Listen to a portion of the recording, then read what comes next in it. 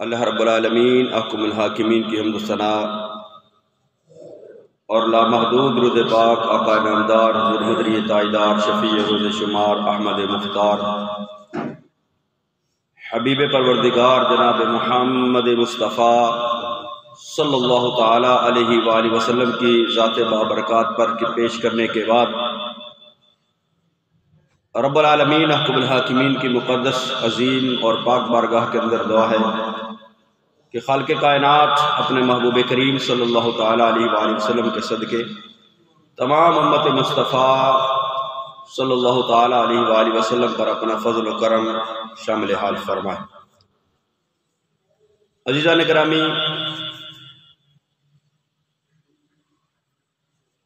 ماہ جمادی الثانی یہ وہ مقدس مہینہ ہے جس کے اندر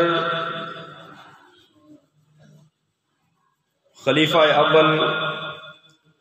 امیر المؤمنین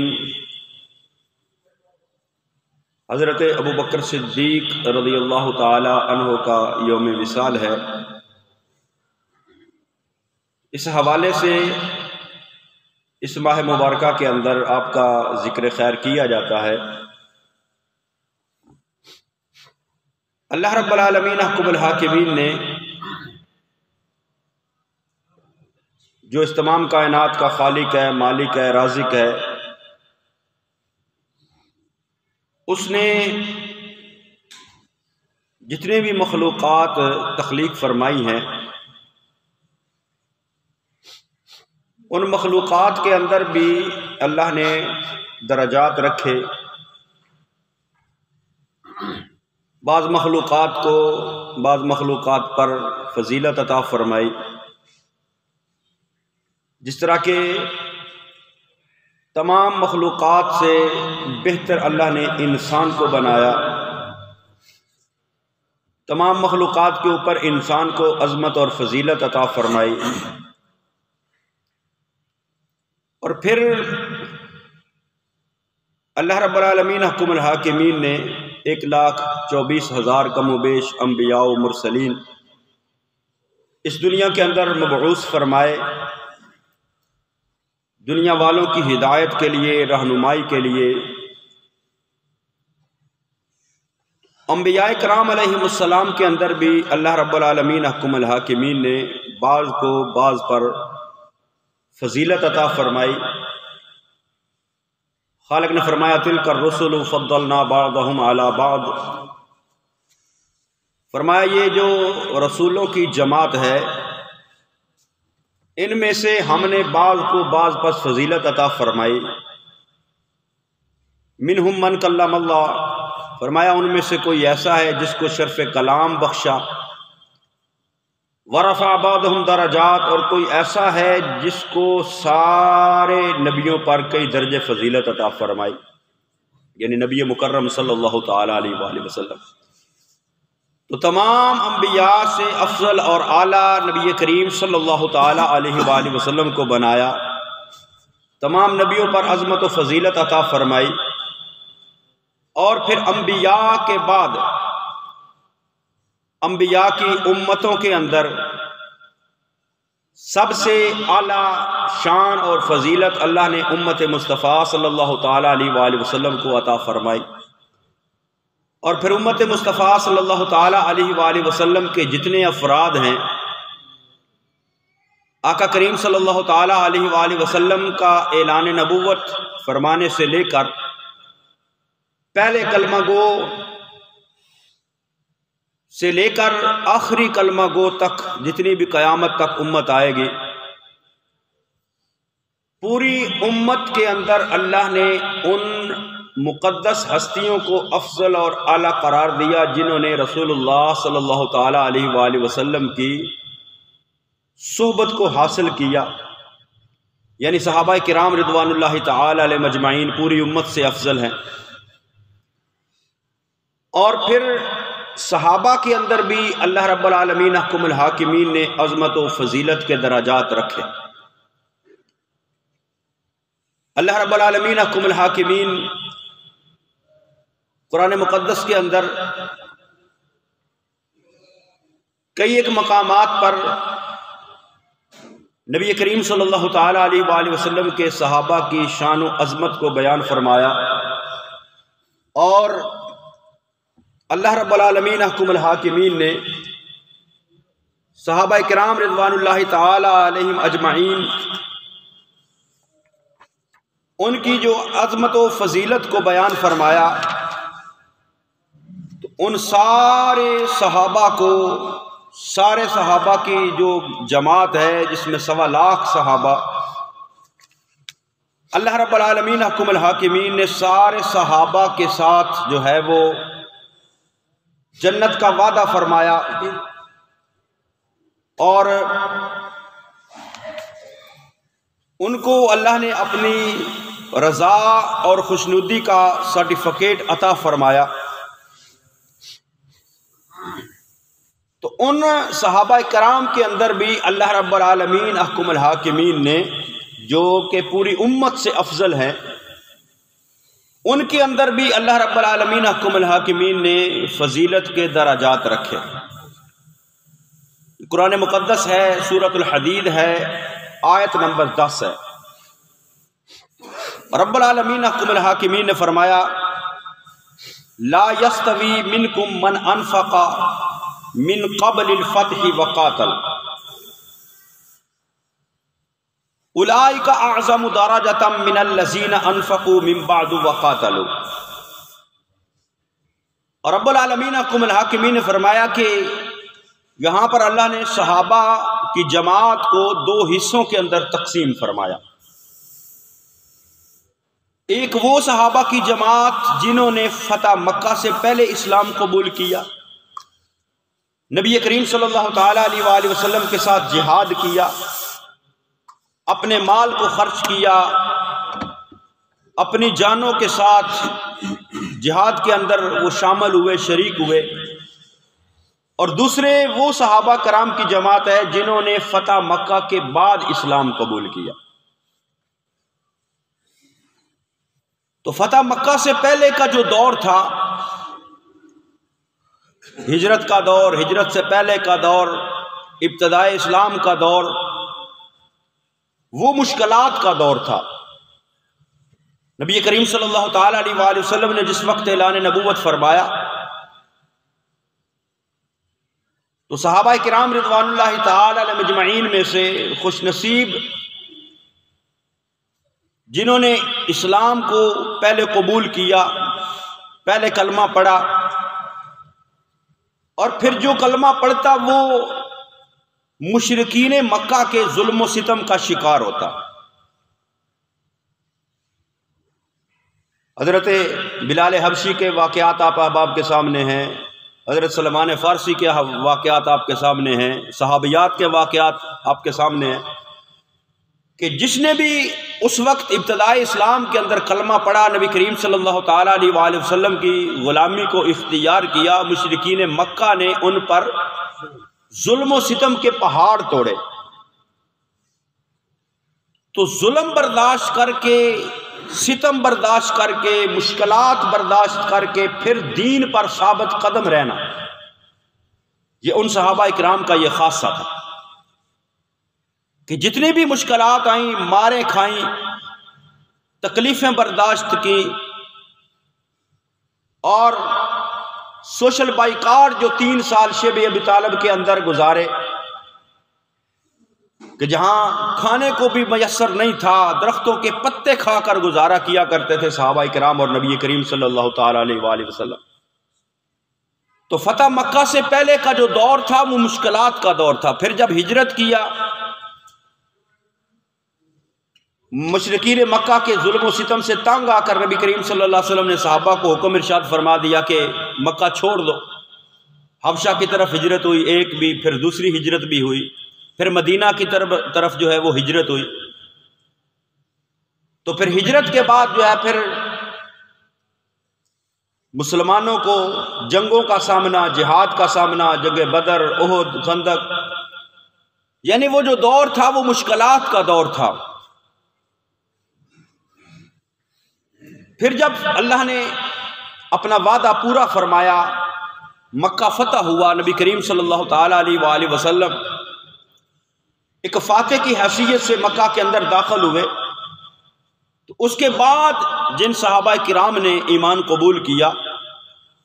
وہ سارے صحابہ ہمارے سروں کا تاج ہیں،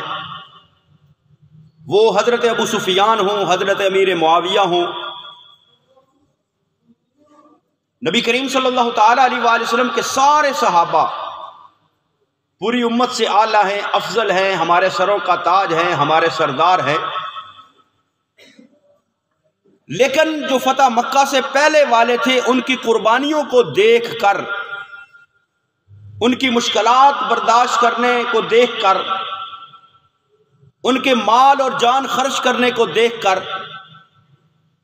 ان کی استقامت کو دیکھ کر اللہ رب العالمین حکم الحاکمین نے فرمایا کہ ہیں تو سارے میرے محبوب کے غلام، ہیں تو سارے میرے محبوب کے صحابہ، ہیں تو سارے ہی رضی اللہ عنہم ورضوا عنہ، لیکن فرمایا کہ لا یستوی منکم من انفق من قبل الفتح وقاتل اولئک اعظم درجۃ من الذین انفقوا من بعد وقاتلوا۔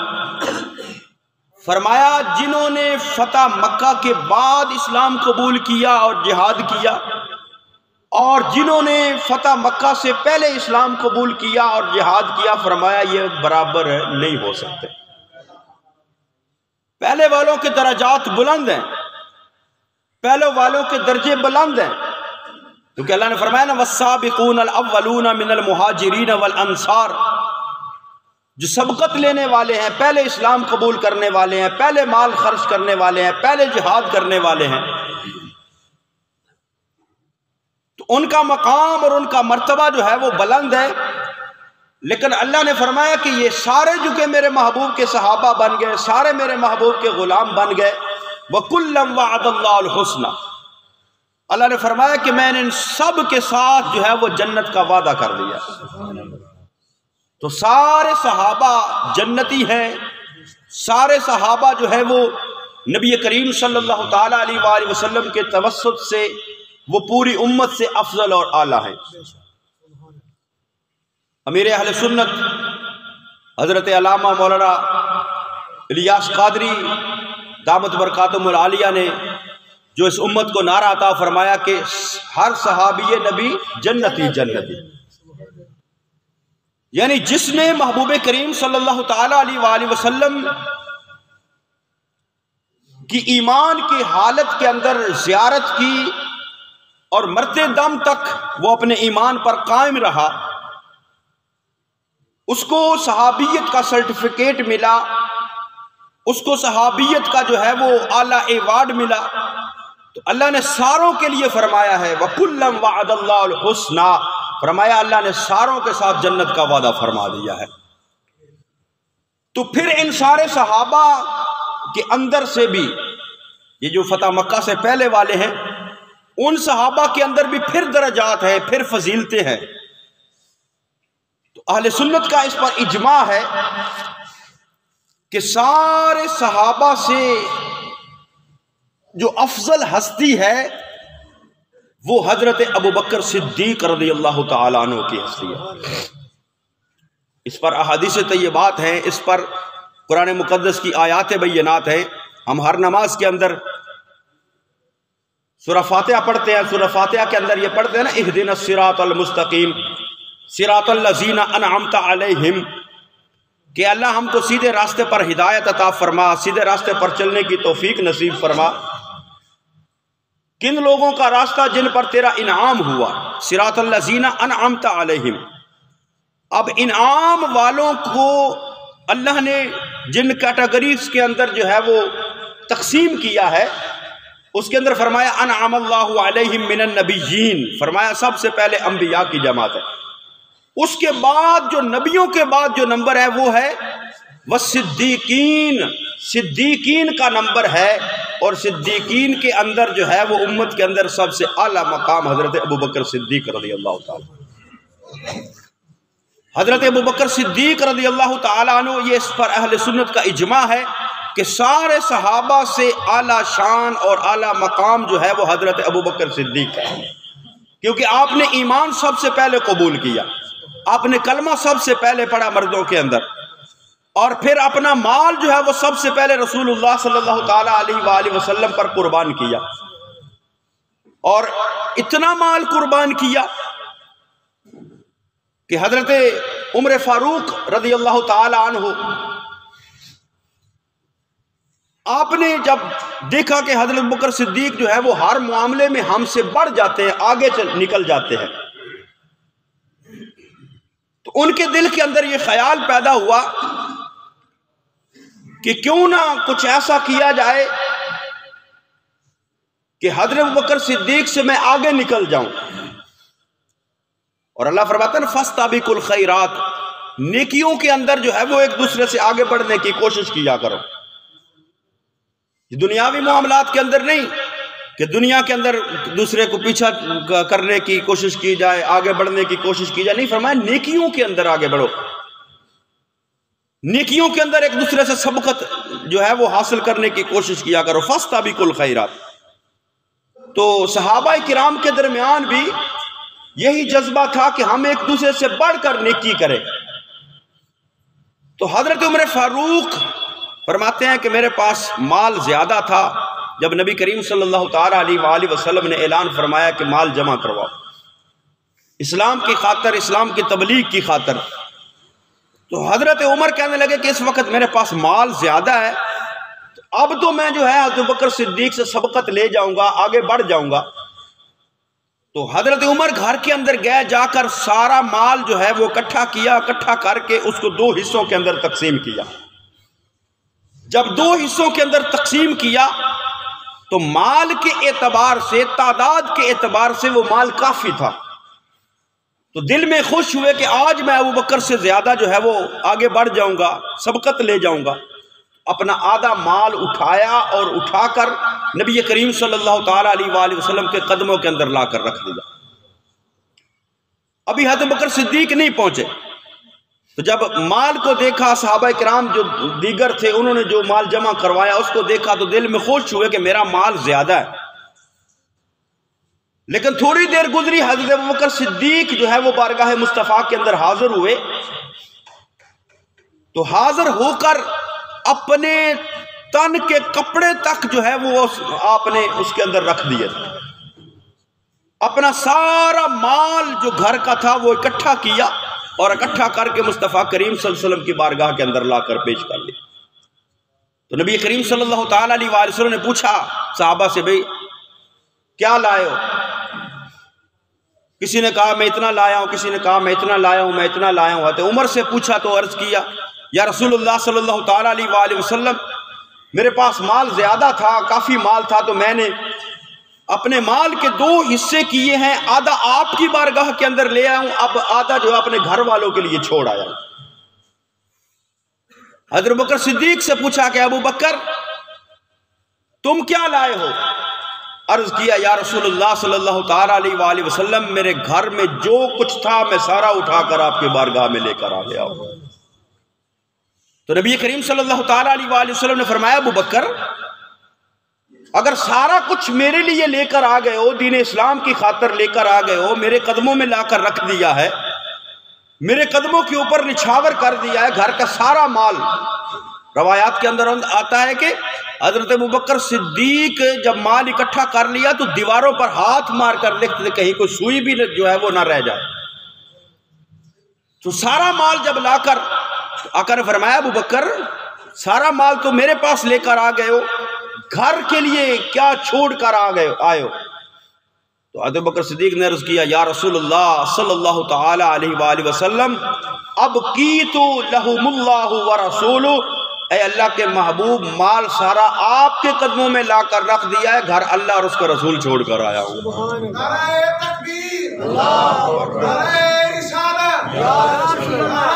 حیدری، مال سارا آپ کے قدموں میں لا کر رکھ دیا ہے، گھر اللہ اور اس کے رسول کو چھوڑ کر آیا ہوں۔ حالانکہ رسول اللہ صلی اللہ تعالی علیہ وآلہ وسلم سامنے تشریف فرمائے، تو حضرت بکر صدیق کا یہ عقیدہ تھا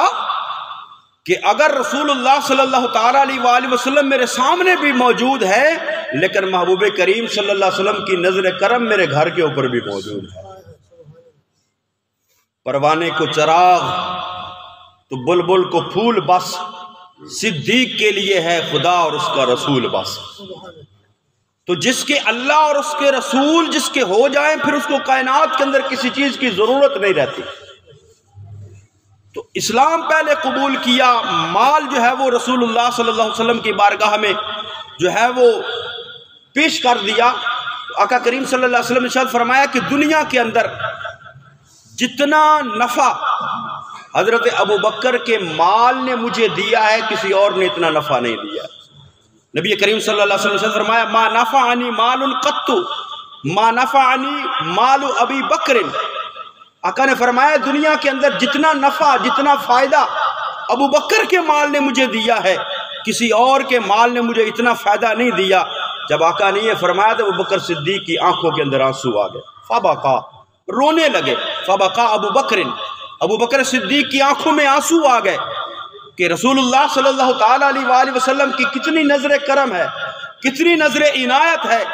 کہ آقا کریم صلی اللہ تعالیٰ علیہ وآلہ وسلم نے فرمایا کہ جتنا نفع ابو بکر کے مال نے دیا ہے کسی اور کے مال نے نہیں دیا۔ آنکھوں میں آنسو آ گئے اور عرض کیا یا رسول اللہ صلی اللہ تعالیٰ علیہ وآلہ وسلم وَهَلْ أَنَا وَمَالِي إِلَّا لَكَ یا رسول اللہ، یا رسول اللہ میں بھی آپ کا ہوں میرا مال بھی آپ کا ہی ہے، میں بھی آپ کا ہوں میرا مال بھی آپ کا ہی ہے۔ تو نبی کریم صلی اللہ تعالیٰ علیہ وآلہ وسلم کے سارے صحابہ اس بات پر متفق تھے اور پھر اہل سنت کا بھی اس بات پر اجماع ہے کہ سارے صحابہ سے اعلیٰ اور افضل شان جو ہے وہ حضرت ابوبکر صدیق رضی اللہ تعالیٰ عنہ۔ حضرت عمر فاروق کا یہ قول ہے، یہ تفسیر قرطبی کے اندر اور دیگر تفاسیر کے اندر فرماتے ہیں کہ سب سے افضل جو ہے وہ حضرت ابوبکر صدیق رضی اللہ تعالی عنہ ہیں۔ اور ترمذی کے اندر حدیث مبارکہ ہے تو وہ عمر اس کے راویہ فرماتے ہیں کہ ابو بکر سیدنا و خیرنا، فرماتے ہیں ابو بکر وہ ہے جو ہمارے سردار ہیں، جن کو صحابہ بھی اپنا سردار کہتے ہیں، جن کو صحابہ بھی اپنا سردار،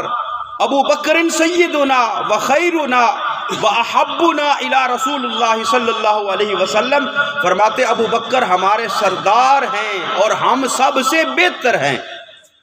ابو بکر سیدنا ہمارے سردار ہیں، یہ حضرت عمر کا عقیدہ۔ حضرت عمر فاروق جو عشرہ مبشرہ میں ہیں فرماتے ہیں ابو بکر سیدنا و خیرنا، فرماتے ہیں ابو بکر ہمارے سردار ہیں، ہم سے بہتر ہیں۔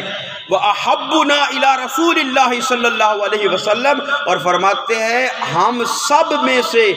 اب نبی کریم صلی اللہ تعالیٰ علیہ وآلہ وسلم کو سب سے پیارے بھی ابو بکر صدیق رضی اللہ تعالیٰ عنہ،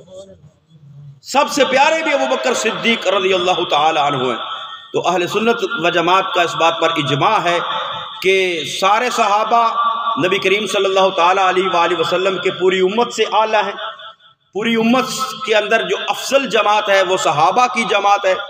اور صحابہ کے اندر جو ہے وہ سب سے بلند مقام حضرت ابوبکر صدیق رضی اللہ تعالیٰ عنہ کا ہے۔ ان کے بعد حضرت عمر فاروق کا مقام ہے، ان کے بعد عثمان غنی کا مقام ہے، ان کے بعد مولا کائنات حضرت علی المرتضیٰ شیر خدا کا مقام ہے، اور ان کے بعد باقی عشرہ مبشرہ کا مقام ہے۔ اس کے بعد جو ہے وہ اہل بدر کا مقام ہے، پھر اہل احد کا مقام ہے، پھر اسی طرح جو ہے وہ فتح مکہ سے پہلے والے جو ہیں وہ بلند درجے والے ہیں، پھر اس کے بعد جو ہے وہ فتح مکہ کے بعد والے، لیکن سارے صحابہ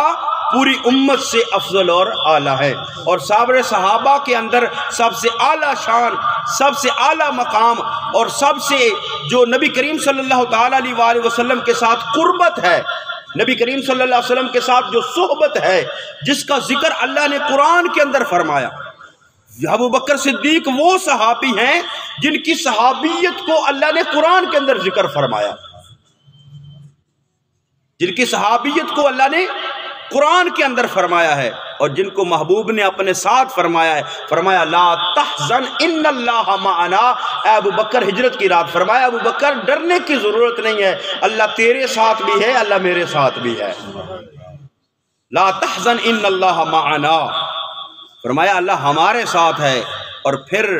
یہ دنیا کے اندر بھی ساتھ اللہ نے محبوب کا عطا فرمایا، اور جب اس دنیا سے رخصت ہوئے تو مقام بھی وہ عطا فرمایا جہاں محبوب کریم صلی اللہ علیہ وسلم کا مقام ہے۔ اور وہ مقام جو فرمایا نبی کریم صلی اللہ علیہ وسلم نے، ما بین بیتی و ممبری روضۃ من ریاض الجنہ، فرمایا میرے گھر سے لے کر میرے ممبر تک جو درمیانی ٹکڑا ہے جہاں رسول اللہ صلی اللہ تعالیٰ علیہ وآلہ وسلم کا مزار اقدس ہے، فرمایا یہ ٹکڑا جنت کے باغوں میں سے ایک باغ ہے۔ تو ابو بکر جو اس وقت بھی جنت کے اندر آرام فرما ہے، پھر جب قیامت قائم ہوگی جنت کے اندر اللہ ان کو کتنا مقام عطا فرمائے گا۔ تو اللہ رب العالمین حکم الحاکمین ہمیں حضرت ابوبکر صدیق کی شان و عظمت اور افضلیت کو سمجھنے کی توفیق نصیب فرمائے۔ آمین وما علیہ الا البلاغ۔ بالسنتے ادا کر